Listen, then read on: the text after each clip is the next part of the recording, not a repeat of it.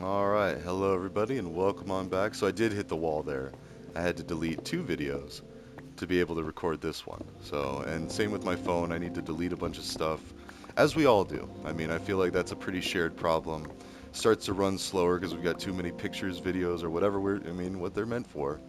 Um, and even that, like, just to revel a little bit in the amazing nature of our technology, like how far we've come.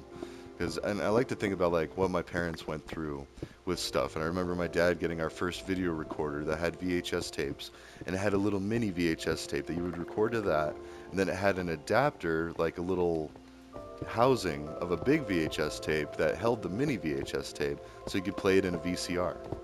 And now I can transmit this anywhere in the world at the drop of a hat. No, but there's a lot of flotsam and garbage going out there. And that's why we have our ranking systems. Like the more views and likes a video has, the more chance it is to be profound or entertaining, or, people found enough value in it to do a like or to watch it even. And then they send it to their friends, be like, hey, check this out. Like, oh, wow, okay. And again, it goes back to the likes. And then YouTube uses the algorithms to be like, okay, these videos get more playtime, these videos maybe not so much.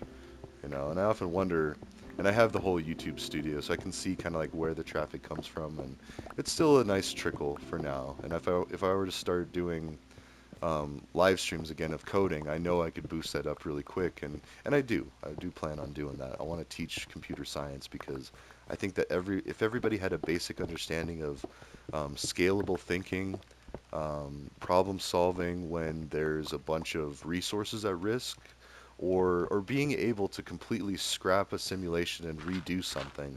Like there's all sorts of reasons to why learning with computers is just exponentially, phenomenally more efficient and powerful than just reading out of books. And it's hard to read out of books. You have to dedicate a lot of time, money, effort. A lot of people that go to jail, they read a lot of books because there's nothing else to do there. And great books too, spy books. Like there's a lot of those, and I need to go donate some books to local because part of my little mental breakdown. I destroyed a couple books in jail. It was not pretty. Of course, I was mismanaging lithium.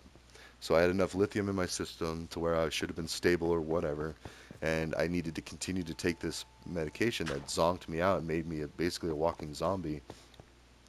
And they say that so there's like a clean palette so you can balance out and then build from there. So it's like they break you down to like nothing, strip you bare, and then like, okay, let's build you back up. Totally inefficient. Like, definitely not what I needed. All I needed was a nap to lower my dose of Adderall or even get off of it, which I was forced to do cold turkey with all that ordeal, which made it even worse too. Like, you don't get somebody that has also built up Adderall in their system and has been using it for well, actually, it was like a good 4 years at that point, or 3 or 4 years, because I had it for most of my job before the wind turbine blade thing. I was prescribed it the entire time I was building wind turbine blades, and I had the highest dosage just because I have a pretty high drug tolerance. I have a history of substance experimentation and use. So never meth, never heroin, never intentionally anyway. That was always my motto, my what I held to, and I didn't realize that I was being biased against people that use those substances. Now, hooray or no hooray, whatever you want to think about that, like it's all still bad. And again, why I like to try to address the underlying issues, like how can we fix the problems that would lead a person to use substances or abuse them, because it's a really slippery slope, especially with alcohol, and and with breakups and relationships, and like feeling like you failed or fell short, or there's a whole number of reasons why somebody would be encouraged to go drink, and not just drink, but drink themselves into a stupor, and then a whole bunch of other problems can happen. You could get like a Brock Turner situation and go get raped behind a dumpster. Like, it's some pretty scary stuff. So, and if you don't know Brock Turner, he was a kid, a knucklehead figuring things out, and he was drunk, so his decision maker was very intoxicated and he wasn't making good decisions. And there was also a lady, a girl about his age, drunk, that passed out behind a dumpster because she had drank too much. She needed a place to lie down and sleep it off. And, if she would have picked almost anywhere but there, she would have been fine. But instead, she got raped by another person on alcohol. And that's why countries like Saudi Arabia still don't allow alcohol, because they can see that. They're like, wait, we don't want that happening here. Like people raping each other behind dumpsters. Like, holy cow, who would want that? Who in their right mind would want that? Well, you got to understand the history of America to understand our dependency on alcohol. I mean, alcohol has been around since Jesus. It is the blood of Christ, and it is the biggest Trojan horse, in my opinion, ever of humanity and of substance use, of trying to expand or relax or expand one's thinking or hack their thinking or whatever. Because that's what most drug users are, is they're just experimenting with these things. Like, oh, this makes me feel really good. It's like Alice in Wonderland, which, and also, I believe that's one of the open source books. So I'm going to start doing A-Rye for kids, or A-Rye reads. I don't know. I think I'm gonna try to separate channels because this one's got so much stuff on it. I, one, need to start paying for YouTube. I think I've just decided on that. I'm gonna subscribe to YouTube in some fashion to be. I mean, they're already making money off of my data. Whatever. Blah blah blah. Like, you know, I'm not that. I don't know. Lawsuits again. The lawsuits are causing a lot of greed accidentally, because we might think that we're getting justice for whatever reason, when actually we are forcing people to take more shortcuts, to do more harsh decisions like lay people off, because the money's gone. Why is the money gone? Well, law. You goofed, and now here's millions of dollars. Millions of dollars. I will never see $1 million in my life. But yet Trump had to pay, and I hate the guy, by the way. I do not like Trump, but I feel bad for him that he had to pay almost $500 million in legal fees, mm, for doing something that every male and some females might do, not even realizing it. Sexually assaulting somebody. Now, and I know that's a really flimsy argument. Everybody in their right mind should know.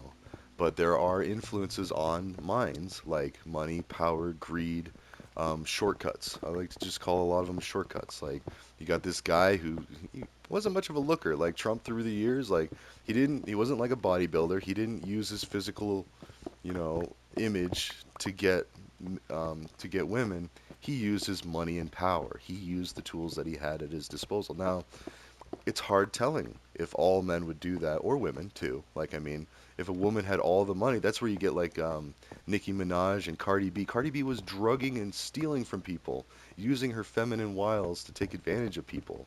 Like, so yes, it's just human nature. And I'm not saying like everybody go attack Cardi B or whatever. Like, it's actually kind of a breath of fresh air to see, oh wait, guys can get roofied too. Because, I mean, a little bit of history on that, and that was the real reason I got in trouble. Not for roofling. I found out my best friend, my closest friend, he was supposed to be my friend, my ally, kind of partner. It was kind of gay, but like not in like a sexual sense, but like a romantic. Like, I had a bro. It was like a bromance, I would say. And this guy, 6'7", 250 pounds, he was huge, which made it even scarier that he was out there drugging and raping women. But like, um, because imagine if you're a woman and you woke up to that, like, oh God, like, I mean, it's not some mousy, quiet, like, nice person. And either way, it's all bad. And people that do that particular shortcut need to get the tar kicked out of them. And I did. We fought. We had a fist fight. I don't think I won. I scared the crud out of him because, like, so it was a pretty even match. And then he started to choke me out because he realized he couldn't win, or he was losing, and it was scaring him. And then, at least that's what I think. I might talk to him about it one day, but like, he wasn't used to it. He wasn't used to someone sticking up to him, be like, no, don't do this. You're wrong for this. Like, that's basically what I told him. I was all drunk. I was had my 40 of old English, and I was like, hey, what's this I hear about you drugging and raping chicks? And he punched me in the head. So, and he was later caught sexually assaulting at least two women, at least. But they got two women to call him on the phone, have him admit, or get him to admit that he knew that they had been drugged, and then he had sex with them, which is it's a felony. That's a sexual assault felony, and as it should be. Like, if you knew, but then it's like a gray area too, because remember, at the back of every guy's mind, well, not every, most guys, like, it's, you need to make babies, you needed that, and it's like this. Let's see.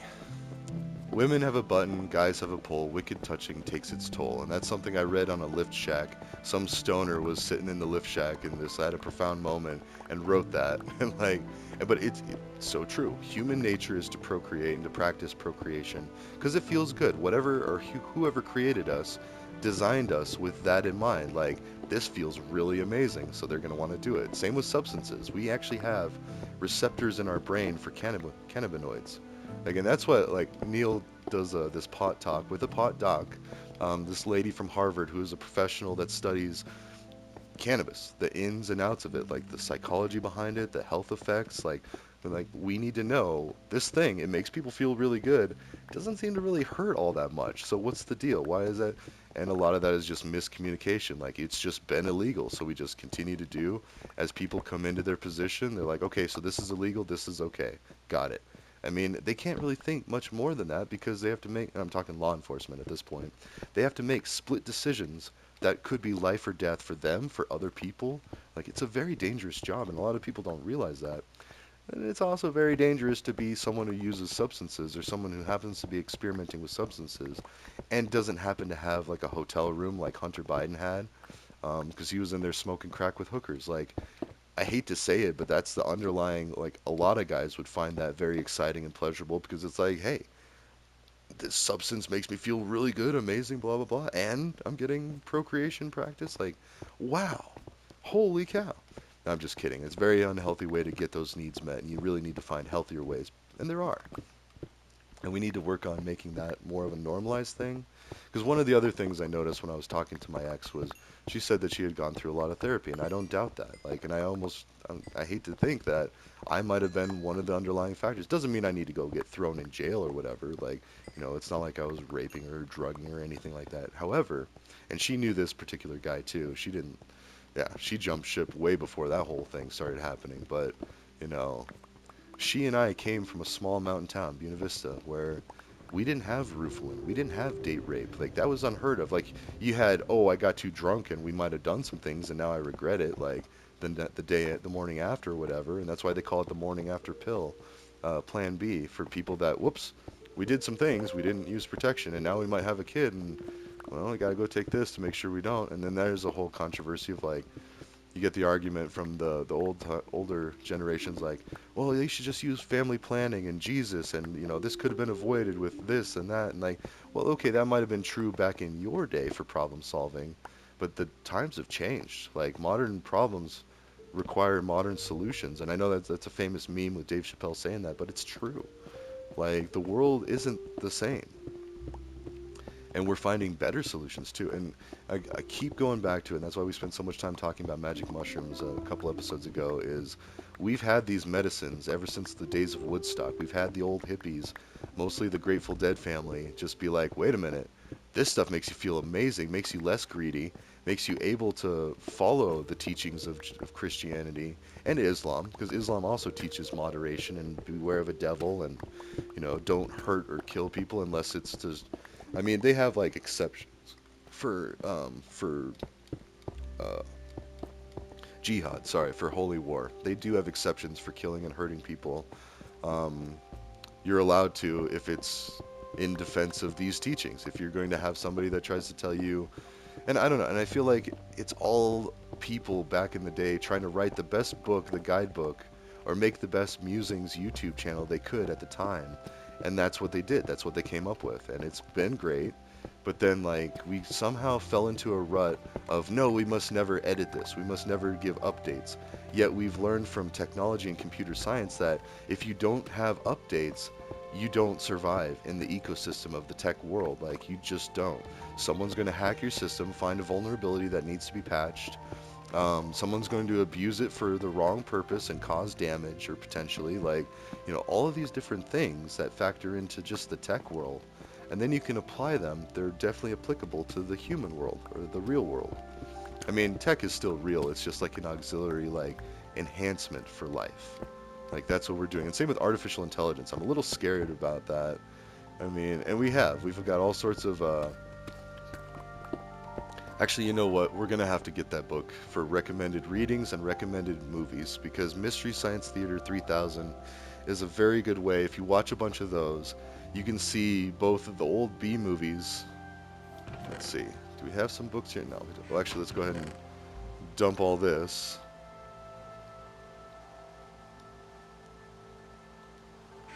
Let's take the resources down too while we're at it.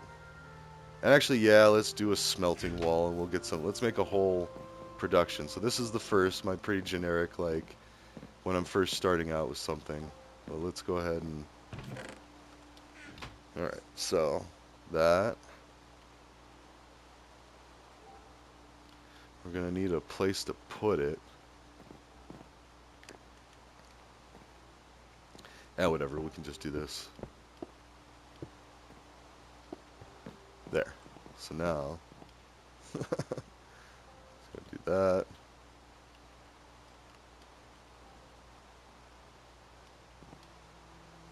Now, you couldn't do this in the real world because if you were cooking stuff like this, it would possibly light on fire, especially having a wooden floor. Like the things that you do need to kind of still be aware of. And let's go ahead and put the iron here. Oh, I do have one more of these things. Yeah, whatever. So we've got like a wraparound furnace wall. We'll make it better eventually. Like I'll continue improving this place the more I spend time here. But all right, now the book. Let's see, musings, mental wellness, book list. All right, the Sneetches and hmm,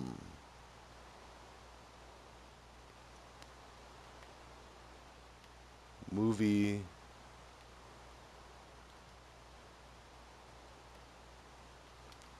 list.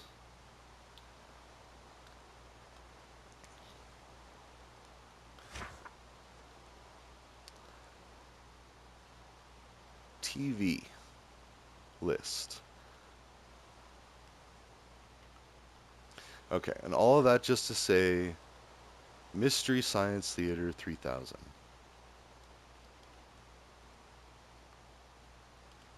It's a great, it's actually a TV show with several episodes. Mystery Science Theater, I want to say it's RE, but whatever.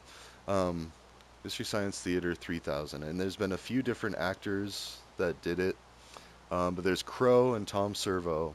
Let's actually talk about Mystery Science Theater 3000, and let's get some more wood. That's what I think we need now is wood, because we've got iron. We've got a nice mine going, so let's go ahead and plop this stuff back here.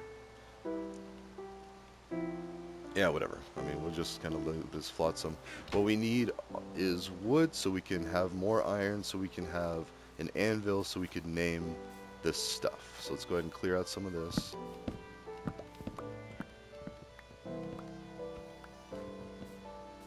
Oh, geez.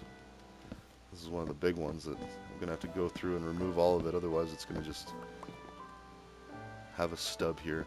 Anyways, Mystery Science Theater 3000 was great because what it did was it had this guy and his two robots would watch movies and make fun of them.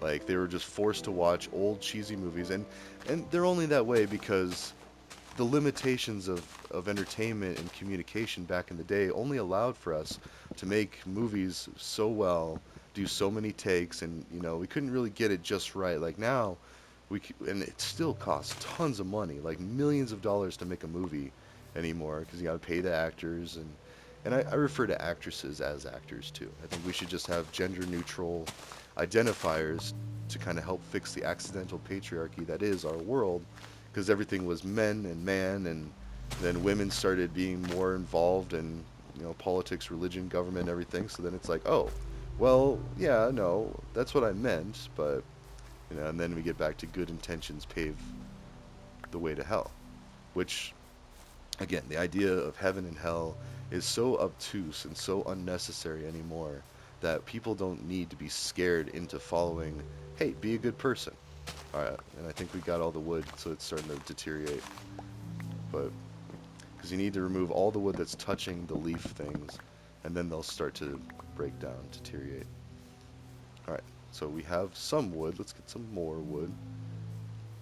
Let's get some of these jungle trees out of here. And then we're going to build big, strong 2x2 trees to replace these. Like this. Nice. I wonder if that's one of the ones that I was actually growing. See, I have no idea.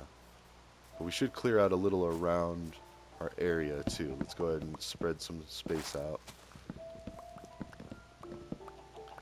Okay. And actually, I should. You know what? Never mind. Let's leave the canopy there. I like that. So we got some wood. That's enough now to start that. Get an anvil. But so Mystery Science Theater, it went back in and watched a bunch of old movies, a lot of them black and white, and they would just make fun of them, like the poor acting or. And it's not that they were bad actors or actresses or anything like that. It's more they probably didn't have a budget to continue to do enough takes to where it was okay, that's how we wanted, print it, cut it, that's good, let's move on. Like, and a lot of inefficiencies just in history. And now any yokel like me can hop on to well, I mean, I still had to invest. I got a PS5. I pay for internet, electricity, housing, all that. Mm. Oh, actually, never mind. We're gonna need a lot of. We're also gonna need. Hmm. Gonna need to fix my tools, which means I'm gonna need some villagers, and I'm gonna need to basically make a village nearby. So let's go ahead and do some more mining, and then I'll go import some villagers. I'll encourage them to move. And in the real world, it'd be a lot easier. You just go talk to them and be like, hey, can you move here? Or, like you'd figure out other ways. But using these mechanics, we gotta kind of treat them like game pieces that they are, not real people. But, and every evil thing in human history goes back to it's just the way it was.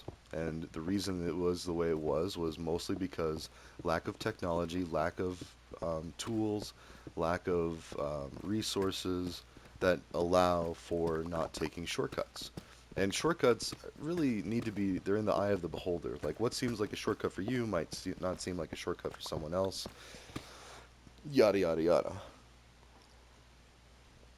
So, I mean, the biggest things that I keep thinking about when I say stuff like that is like the oil, the gold rush, the oil rush. Like, anytime there's been found that you could get insanely wealthy, unnaturally so, catapulted into status of a god by doing something or finding something, there has been corruption. There has been people like, okay, now I've done. Oh, whoops, I need to, I need to get those stairs back. Anyways, and now we have it with movie stars, sports athletes, famous athletes. Anybody who, and lottery winners, anybody who gets catapulted up to the status of a god for, anybody could do. And it's kind of like getting that whole self-fulfilling idea of the meek shall inherit the earth, because that is true. Like now we're getting to a point, let's actually go ahead and take 3 stacks and just finish it off, because I think we're getting close to the end. Like, where we're at 0, and then once 0 goes, we've got 59. Oh, never mind, we're not close to the end. We're just at 0, which is around, or it's not even 0 yet. I haven't even gotten to 0, and we're still in the deep slate. Okay, sorry. Elevation, I'm looking at the middle number there. And of those map coordinates, which, again, I love Minecraft, it teaches you so much. You're going to need to know about coordinates when you start learning math. And then if you're going to do any type of engineering or surveying or trying to, like, build things, design things, you're going to need math. Like, math is important. And math is such a broad term. It encompasses a lot of different things. So, and alcohol is the biggest inefficiency, the biggest barrier to success but it's been a necessary evil for a long time. People like to relax with it. They haven't had other things. Like, you can't just go to the bar and enjoy a nice joint or a bong or a bowl or anything like that yet. We're getting there, though. And Colorado is going to be one of the first places, I'll bet you. Like, we already were one of the first places to legalize cannabis, but realizing that there are other ways to recreate that are safer and healthier and more rewarding, and even get to the point where you don't need to recreate like that. Like, if we can get to the point where nobody has to feel the pressures of survival that we've kind of been pushed on ourselves with just trying to live the American dream, trying to chase that money and get that dollar, we've artificially, oh, and diamonds, look at that. We've created more hardships than we've solved. Just because we still have this idea that we have to have millions of dollars to be successful. Otherwise, what are you doing? And then that leaves people hopeless and feeling despair. And like, well, and then they get like suicidal, like, man, life is hard. I don't see an end in sight. And then we go back to those mental wellness issues or barriers to mental wellness. Greed. And then it's funny because then the people that go to church all the time and they pay attention to the Bible, they're like, wait, wait, wait, wait, wait. Or if you just watch the movie Seven with Brad Pitt, it's like, wait, greed was one of them. Greed will lead to problems. Okay, there we go. And then if you break it down to a Seussical level of like maybe making a Dr. Seuss or a children's book, which we do, the Lorax is one of the big ones there, where they destroyed paradise that was paradise for people. It could have been for animals, for, and all of that. They could have lived in harmony and had a great, beautiful thing, but instead, the greed pushed them to get the thneed by cutting down all the trees. They cut down all the trees to make the thneed. It's a thing that you really need. And, oh, yeah, Dr. Seuss did a lot. Although, okay, I will say this, though. Fi on Dr. Seuss, the foundation, for not, I mean, they're not open source public domain. Like, somebody is still making money off of that, and I don't really care for that. Because, again, it's like, it's a great idea, it's a wonderful idea, but after a while, everything becomes like Steamboat Willie, the Mickey Mouse thing, is now public domain. It's been out there for long enough to where anybody, in fact, I just saw, I was watching, oh, my kids and I were watching a YouTube with, they were doing a horror game with Steamboat Willie. Because now everybody can use them without copyright infringement. And that, I hate copyright infringement because it's like, I mean, I love it, but I hate it because I don't want people to be robbed of their ideas. And so for other people to start making money off of their ideas and stuff without attributing to their work. However, we could just fix all of that by just removing the barriers to success and happiness. If we just reduced the cost of living down to next to nothing, and then people still worked, I mean, but then you were able to use your money for things that you want, for a car, for clothes, for attracting a mate, like, or going out and enjoying a dinner and doing these things in a green and ethical way as much as possible, which we're all working on. I mean, now, like, there's the awareness. It's like, oh, crud, we got to stop how we're living because we're destroying the earth, like, very clearly. Um, and we are. Like, even the biggest things that drives me nuts is how we do food service. Like, if we just had some sort of reusable satchel or container, and when we go to food places to get our, whatever, then instead of them having to waste paper and styrofoam and to-go cups and to-go this and that, like if we just had reusable stuff, that would also cut down on a lot of the expenses of these food places. Like if they didn't have to pay for it, they're like, oh yeah, you brought your own cup, cool. But then you get the sanitation issues. Like not everybody washes their cup like nearly enough to be sanitary. So then it's like, and then they could get sued, and then somebody could get sick and die, and then there's the whole rigmarole, and again, lawsuits. It is the bane of our existence. Like being sued for something and potentially ruining your entire business. And then that ruins all the jobs for all the people working at that company. Now they don't have jobs. And so then that puts a bunch of pressure on society, like, and yeah. But then shortcuts too. We talk about job creation a lot, like with this presidential election coming up. We're going to be inundated with advertisements that's going to scare you and anger you and trick you into trying to vote one way or the other. And it's sick. It's just sick. Like, and we're realizing that. We're trying to figure out how to fix it. Well, I got the actual solution. We ban money from campaigning. That's it. You have to stream, you have to use YouTube, you have to use Twitch, you have to use, online media that is either free or cheap, and you have to sell your pitch there. I mean, because it's been TV commercials where it's people just trying to enjoy some TV. They have to see these commercials come on, and even if you just watch a few seconds of it, you could get so mad and angry, like, how could the Democrats do this, or how could the Republicans do this? And then you're like, okay, well, I know how I'm voting. And then it's just like an all or nothing, throw the baby out with the bathwater, and we're all guilty of it. It is so hard to break that cycle. It's going to take like a mulligan. We're going to have to do a new Continental Congress. We're going to have a coming to terms. And I actually proposed this to China. I was like, hey, let's work together on this. Let's build a system for electing our leaders that everybody can get behind, and we could have no more Cold War. Done. Like, because that's, at least, and then let me finish up this thought before I head out here. That's what I see from the Ukraine-Russian war is It's just leadership. It's issues with the leadership and how leadership was selected. And that's our biggest beef with Russia is Putin's been leader for so long and has more money than anyone. Like, why? That shouldn't happen. That money should go to the people. Oh, anyways, ta-ta for now. I'll see you in the next one.